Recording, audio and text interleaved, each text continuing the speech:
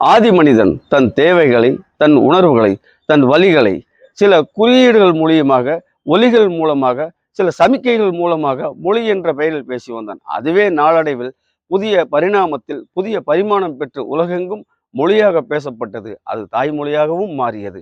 இந்த நிலையில நீங்க உலகத்தின் எந்த மூலையிலிருந்து எந்த மொழி பேசினாலும் சரிங்க, உங்களுடைய கருத்துக்களை 4 வடிவங்களில் மட்டும்தான் பேச முடியும்.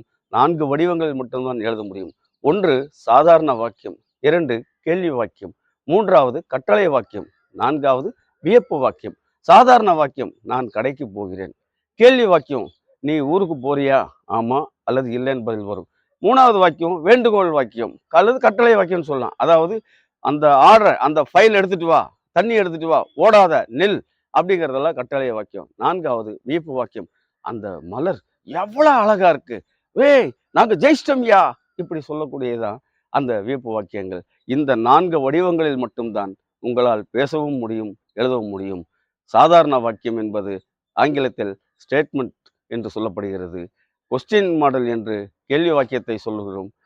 இம்பேரட்டிவ் என்று ஆங்கிலத்தில் சொல்கிறோம் கட்டளை வாக்கியங்களை. எக்ஸ்கிளமேஷன் என்று ஆங்கிலத்தில் வியப்பு வாக்கியத்தை குறிப்பிடுகிறோம். எனவே தாய்மொழி என்பது மிக மிக அத்தியாவசியமான ஒன்று. தாய்மொழியை எந்த இடத்திலும் இழந்து விடாதீர்கள். இந்த நாள் இனிய நாளாகட்டும்.